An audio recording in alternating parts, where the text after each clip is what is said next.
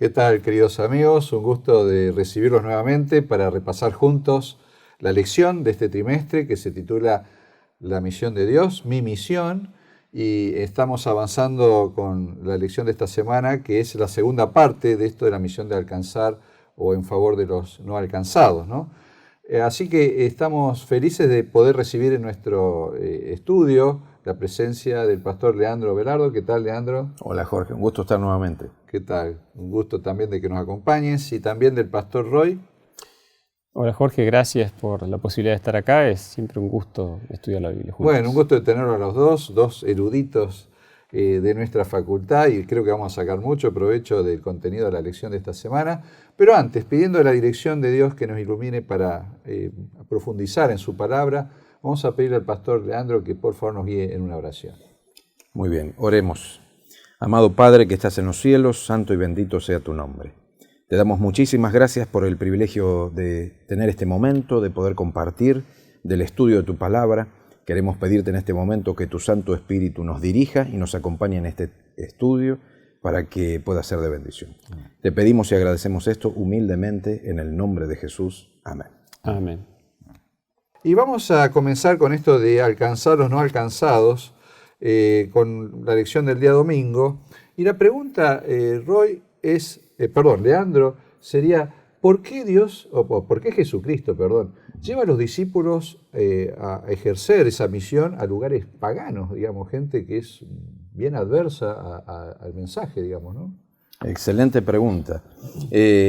Una respuesta breve y al punto sería porque su misión así lo requería, ¿no? Es decir, cuando situamos el ministerio de Jesús a la luz de los 4 evangelios, nos queda bien claro que era necesario para Jesús ir a estos lugares, ¿no? La lección allí, por ejemplo, en el día domingo aborda esta cuestión y menciona una serie de textos, ¿no? Menciona también el peligro de cuando vamos a buscar a esta gente de perder nuestra identidad, ¿no? En el proceso de procurar alcanzarlos, ¿no? Ahí ese es un desafío siempre latente. Y habla también la lección de la misión urbana transcultural, ¿no? Muy interesante.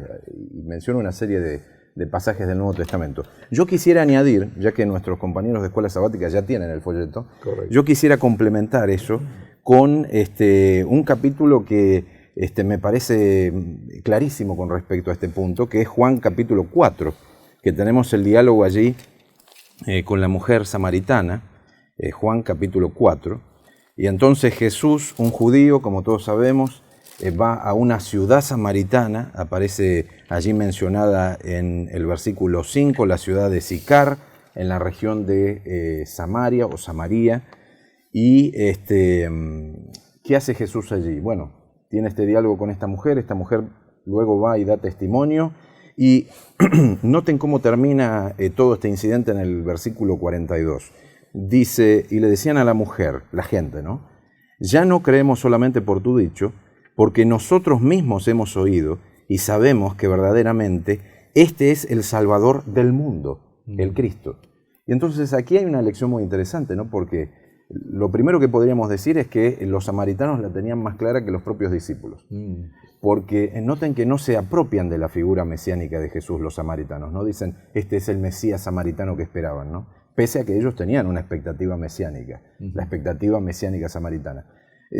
Pero se dan cuenta después del revive que hizo Jesús ahí, de esa semanita que les dio, se dan cuenta que el ministerio de Jesús trasciende la cuestión étnica, claro, la cuestión regional de pueblo, sino que va a el mundo, a la raza humana, ¿no? Ahora, Leandro, estaba pensando que el caso de la mujer samaritana es uno de los pocos que aparecen en los evangelios donde Jesús hace visible su condición de Mesías, digamos. Exacto.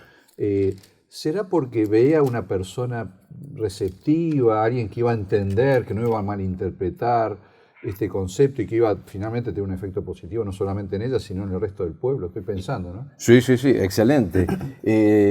Sí, y lo matizamos de esta manera. Con respecto a esto que decía antes de que los samaritanos tenían su propia expectativa mesiánica. ¿Por qué Jesús, cuando está en la región de Judea, se autodenomina el Hijo del Hombre y no Mesías? Pero cuando está en la región de Samaria le dice a la mujer, el que están esperando al Mesías soy yo, ¿no? Y la razón es muy sencilla. Cuando uno compara las expectativas mesiánicas, que eran varias en el contexto judío, con la expectativa mesiánica entre los samaritanos, la expectativa mesiánica samaritana encaja mejor con la agenda mesiánica de Jesús que las múltiples expectativas judías. Y entonces, si él se llamaba Mesías en Judea, iba a tener que desarticular y rearticular todo el tiempo ese concepto. Claro. No es ¿qué Mesías? Este no. Este. Y entonces Jesús que dice, soy el Hijo del Hombre. Claro. Y entonces arrancamos de cero en Judea. Pero en Samaria, como la expectativa mesiánica se ajustaba bastante bien a lo que Jesús vino a hacer, y entonces le dice, el que estás esperando soy yo. Así que tiene ese trasfondo, ¿no? Ese reconocimiento en esa región y no así de manera directa en la región de Judea. Claro. Muy interesante este caso, ¿no? Ahora, Roy, saliendo de Samaria, pero enfocándonos quizás en las grandes ciudades, ¿no? Que es uno de los planteamientos que hace la lección al comienzo, en el sentido de que hoy la población mundial mayormente está en las grandes ciudades y particularmente en los países industrializados. En Argentina yo me animo a decir que más del 60-70% de la población está en grandes ciudades. ¿Qué lecciones sacamos de la palabra de Dios con respecto a los desafíos que representan para la evangelización las grandes ciudades? Bueno, las grandes ciudades indudablemente hoy representan un desafío que no sé si tiene paralelos en la historia, porque si bien nosotros en la Biblia encontramos ciudades y encontramos ciudades grandes, son ciudades grandes en los términos de la época. De esa época, sí, ese lugar, ¿no? O sea, nosotros hoy tenemos más de 8.000 millones de habitantes en el planeta. Hace un siglo y un poquito estábamos en 2.000 millones, que parecía un montón, pero hoy somos una cantidad impresionante. Y eso hace que, claro, nosotros vamos a las grandes ciudades de la Biblia y, no sé, pensamos en Nínive, tal vez algunos cientos de miles, pero hoy sería una ciudad chica, digamos. Claro, ¿no? Es una ciudad, pero claro, pequeña. Jerusalén, uno piensa en el Nuevo Testamento, se estima que puede haber tenido unos 80.000, es una estimación difícil de calcular con precisión, pero digamos, en comparación son ciudades más chicas. De todos modos encontramos algunas cosas. Creo que los desafíos que nosotros tenemos hoy pasan muchas veces por el anonimato en las grandes ciudades. La gente simplemente no se conoce. Los que hemos estado en ciudad grande y por ahí ahora nos toca estar en un lugar chiquito, uno se da cuenta que todo el mundo se conoce, son familiares, se saludan. Y si no, por las dudas. Sí, aunque no lo conozcamos, sí, igual después, saludamos. Por si acaso, ¿no? La soledad, a pesar de que vivimos en una época donde tenemos esto de supuestamente las redes sociales, pero que en realidad la gente tiene miles de amigos, pero en realidad no tiene ninguno, ¿no? Claro. Pero tenemos, digamos así, estrategias que yo creo que nosotros podemos usar. De hecho, nosotros, si vemos un poquitito, hemos en otras lecciones hablado del método de Jesús, pero que tiene que ver con eso de tender los puentes a nivel un poquito quizás más individual, pero Jesús también trata con multitudes. Si nosotros analizamos la lección y vemos, por ejemplo, textos como Mateo 9, 35 al 38, o Mateo 4, ¿sí? Y interesante Mateo 4, si uno quiere ver, por ejemplo, Mateo 9, 35 dice, recorría Jesús todas las ciudades y aldeas, enseñando en las sinagogas de ellos, y predicando el evangelio del reino y sanando toda enfermedad y toda dolencia. Y en el caso de Mateo 4, donde un poco desde la perspectiva de Mateo es como que Jesús está iniciando su ministerio, ¿sí? O sea, tenemos el primer gran sermón de Jesús a partir del capítulo 4, pero los versículos previos, luego de narrar, ¿verdad?, las tentaciones, desde la perspectiva de Mateo, como que estamos allí al inicio del ministerio de Jesús, y el versículo 23 dice, y recorrió Jesús toda Galilea, enseñando en las sinagogas de ellos y predicando el evangelio del reino, sanando toda enfermedad y toda dolencia, muy parecido a lo que vemos un poquitito después. Aquí se nos habla de enseñar en las sinagogas, predicar el evangelio del reino, y Jesús cuando, por ejemplo, narra el sermón de la montaña, no está en un aula, es una predicación mucho más libre, ¿verdad? Quizás más en concordancia con lo que se está diciendo acá, y sanando toda enfermedad. Por supuesto, tenía la capacidad de hacer milagros. Todo esto va junto, ¿no? A veces nosotros podemos como compartamentalizarlo demasiado. Está integrado, ¿no? Está integrado. Y yo creo que nuestras iglesias tienen la posibilidad de predicar y enseñar, no debiéramos separar mucho eso ahí, y también de sanar, quizás no haciendo milagros, quizás no tenemos la capacidad de hacer milagros, pero podemos ayudar a las personas tanto a mejorar su estilo de vida y su salud, como a prevenir de pronto circunstancias. Muchas iglesias en ciudades grandes, por ejemplo, han optado por tratar de convertirse no solamente en centros de actividad eclesiástica estrictamente hablando, sino en centros de influencia que ofrecen a la comunidad cursos, por ejemplo, para controlar el estrés, para dejar de fumar, de cocina saludable, o se le enseña a las personas a hacer ejercicio. O algunos pueden tener quizá un salón adecuado para eso, ¿verdad? Específicamente, quizá un salón multiuso, etc. Y han tenido resultados muy interesantes porque se vuelven relevantes a la comunidad, logran acercarse a las personas, desarrollar confianza en el contexto de una gran ciudad donde todo es muy anónimo, ¿verdad? Nadie sabe quién es quién, a veces no sabemos ni quién es el vecino de enfrente. Y de esa manera crear puentes que nos permiten presentar un mensaje ya sobre la base de un conocimiento mucho más, más personal, ¿no? Y de esa manera llegar a más personas. Y esto, personalmente hemos probado esto de los cursos y demás, Sí. y lo hemos probado incluso desde colegios, desde escuelas, me acuerdo en Santa Fe, ha sido realmente muy interesante. La institución, la iglesia, se vuelve relevante a la comunidad y la gente llega y conoce, ¿no? Yo he visto en algunos lugares también el tema de los grupos pequeños, ¿no? Como que la gente en algunos ámbitos de ciudad necesitan un punto de encuentro informal, pero contenedor, psicoespiritual, me animo a decir, social. Y eso es algo atractivo para gente, como vos bien señalabas, que uno de los males de nuestra época es la soledad. Entonces, esta es una manera de contener y dar un sentido de pertenencia también, y donde uno eventualmente puede abrir su corazón a ciertas preocupaciones que tiene, que no lo haría ante una multitud, digamos, pero un grupo pequeño, reservado, está dispuesto a abrir, donde se puede orar y se la puede acompañar, ¿no es cierto? También me parece que ha resultado en algo realmente importante, interesante. Lo cierto es que, si bien Jesús, digamos, no salió mucho de la frontera de Israel, muchas personas venían desde distintos lugares a escucharlo, y de alguna manera él llegaba a todas esas personas, ¿no? Bueno, avanzando un poquito más, Leandro, ¿qué lecciones podemos aprender de los relatos paralelos que encontramos en Mateo 15 y en Marcos 7? Muy bien. El relato de, bueno, depende de qué evangelio, la mujer cananea o la mujer sirofenicia, ¿no? Correcto. Ahí Dos la, mujeres. exactamente, que son una y la misma, Sí. dependiendo de los destinatarios originales, como bien explicaba la lección. Para los destinatarios originales de Mateo, la gente que vivía en esa región, que eran cananeos. Y para los destinatarios originales de Marcos, la gente que vivía en esa región eran griegos o sirofenicios, ¿no? Y entonces trasluce el nombre o la forma de referirse a esa mujer. Los destinatarios originales es una ventana, ¿no? Claro. Desde el punto de vista historiográfico, es una ventana para conocer un poquito los destinatarios originales. Que bien dice, Mateo apunta a un público predominantemente judío y Marcos a un público predominantemente gentil, pero añadiríamos de corte más bien romano, no tanto griego, ¿no? En el caso de Marcos. Y entonces, bueno, este es un relato, vamos a seguir el Evangelio de Mateo. Yo siempre le digo a los alumnos, ¿no? Nosotros tenemos los primeros 3 evangelios, Mateo, Marcos, Lucas, sí, que nos permiten hacer una lectura horizontal, ¿no? De hecho, se los llama técnicamente evangelios sinópticos. ¿Qué significa eso? Significa que los podemos leer en conjunto, ¿no?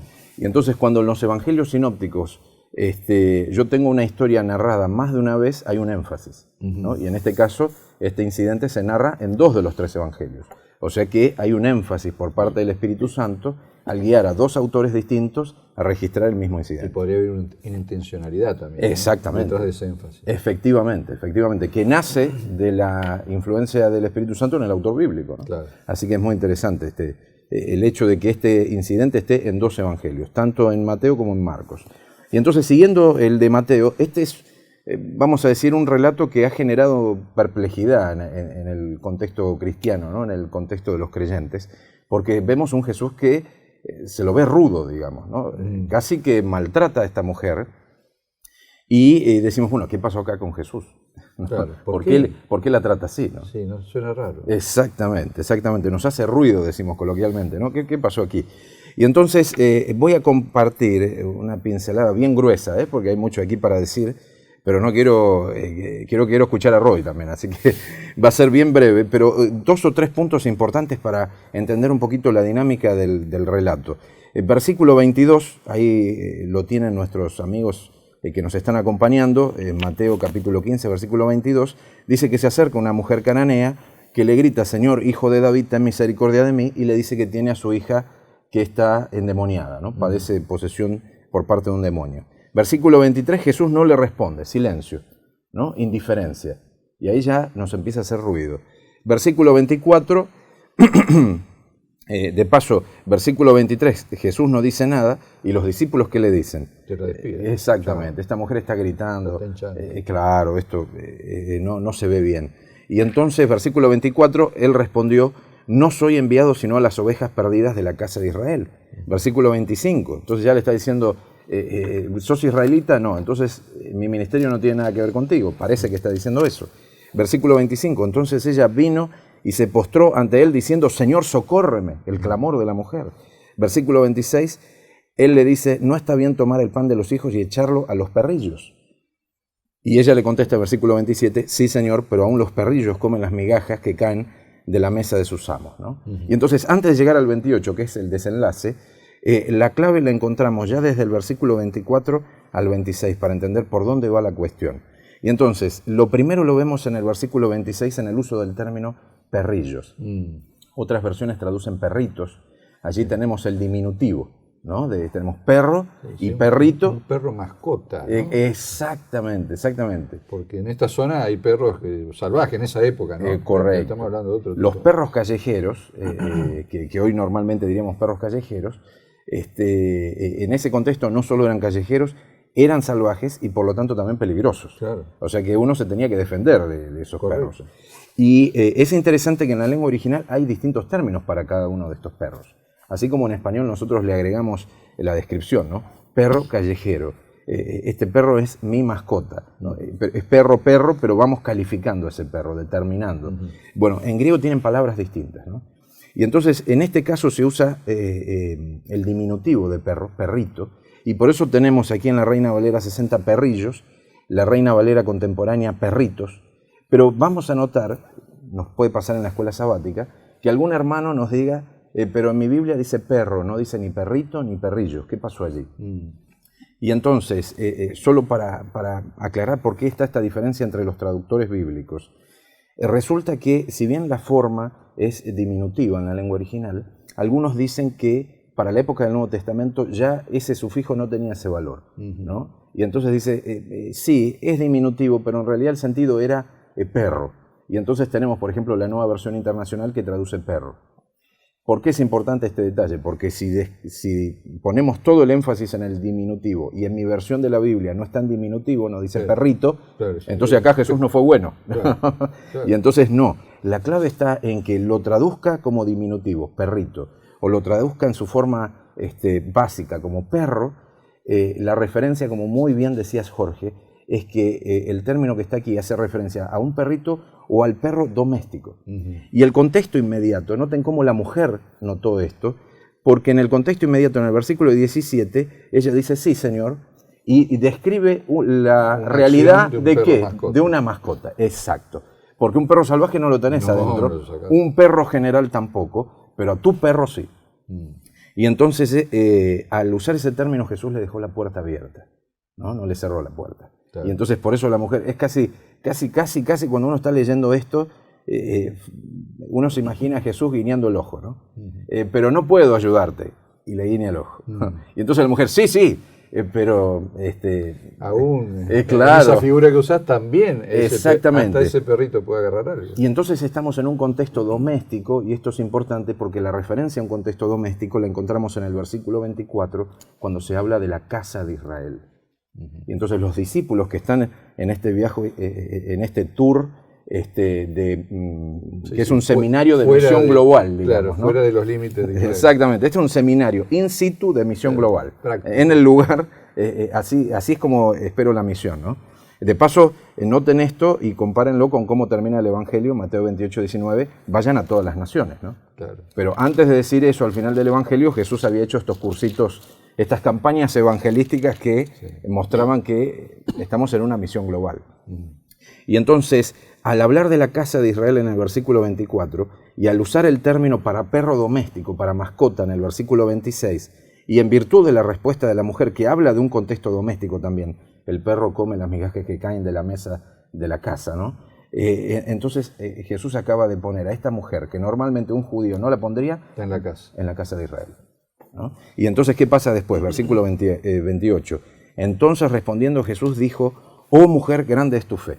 Y entonces aquí hay una sentida respuesta de Jesús. Acá está el Jesús que todos esperábamos. Claro. Tenemos O, que es la interjección que verbaliza sentimientos, ¿no? Y mujer, que es una forma que connota respeto. Nosotros recordaremos que en algún incidente de los evangelios Jesús le dice mujer a su mamá. Y alguno, ¿no? 2000 años después de estos incidentes, dice, ¿cómo le habló así a la mamá? Pero era una forma de referirse respetuosa. Cariñosa. Exactamente. Y entonces Jesús le dice mujer a esta madre sufriente de la misma manera, ¿no? De manera respetuosa, buscándose demostrar ese cariño, ¿no? Así que bueno, aquí vemos Jesús siendo sensible y ayudando a los discípulos a que sean sensibles con otras personas que no pertenecen al pueblo de Dios, pero que potencialmente son también pueblo de Dios. Están bajo la casa de Israel. Muy bien. Y esto nos habla de quebrar un prejuicio, y justamente de eso quería preguntarte, Roy.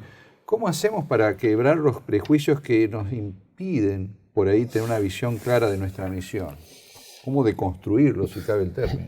Exacto. Bueno, la lección nos plantea un texto interesante justamente en relación a esto, quizá ampliando la discusión sobre esta mujer cananea o sirofenicia en conexión con Hechos capítulo 10, donde nosotros vemos la conversión de Pedro y Cornelio. Ahora, este capítulo bien podría ser la conversión de Pedro realmente, porque acá, digamos, Cornelio se la hizo fácil, vamos a decirlo así. Si nosotros lo pensamos en términos, si alguno que nos escucha ha ido a alguna capacitación de cómo dar estudios bíblicos o cómo acercarse a la gente, vamos a decirlo así, Pedro hizo todo mal. No vamos a leer todo el capítulo, ustedes lo pueden leer, pero miren solo un par de versículos. Por ejemplo, el versículo 28, cuando Jesús se acerca, digamos, ya entra en contacto con Cornelio, ¿verdad? Que Cornelio se postra, etcétera, le dice que se levante, yo soy un ser humano, etcétera.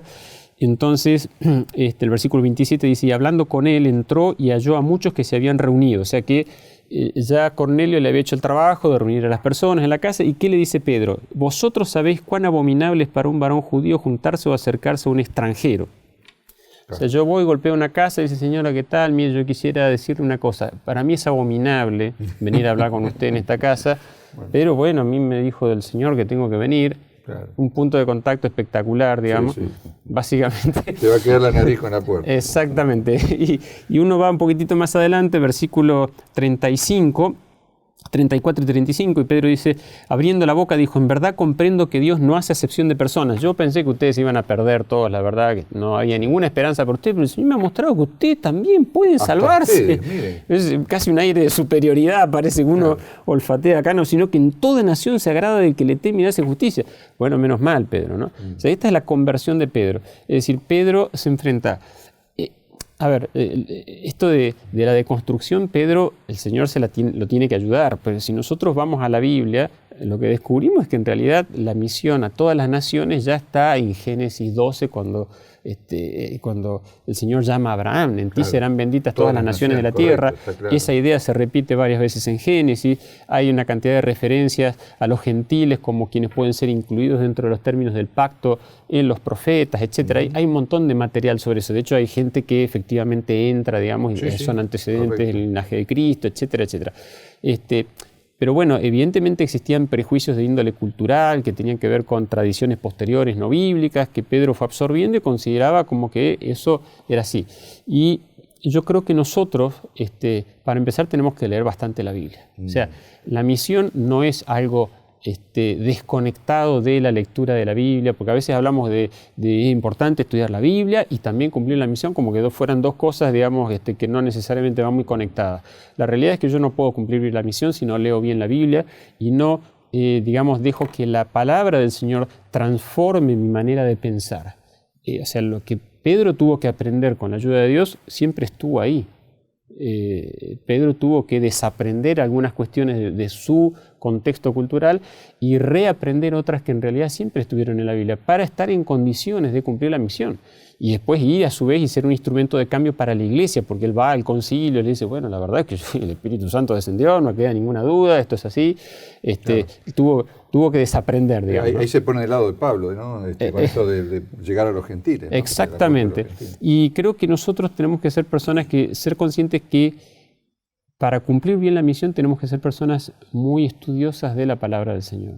Tenemos que desaprender cuestiones culturales y ver que nos vamos a insertar muchas veces en contextos que son muy diferentes y puede haber cosas que no nos gusten, que nos cueste entenderla, pero donde nosotros somos llamados a insertarnos, somos llamados a presentar un mensaje, a extender esos puentes que hemos mencionado en otras oportunidades. No eliminar la cultura, pero llevar el mensaje contextualizado a esa cultura. Ahí, exacto. Bueno, la cultura es una actividad es algo humano, o sea, tiene cosas buenas y malas. Y después acá tenemos una cultura del reino de los cielos, y donde aquellas cosas que no son buenas, habrá que transformarlas, ¿verdad? O sea, estoy pensando, no sé, beber alcohol forma parte de muchas de las culturas latinoamericanas, digamos, pero no es bueno, la Biblia desaconseja eso. Si yo voy a adorar la iglesia y entro descalzo, eso no contraviene ningún principio bíblico. Para nada, de hecho, hasta podríamos encontrar alguna justificación incluso. Claro.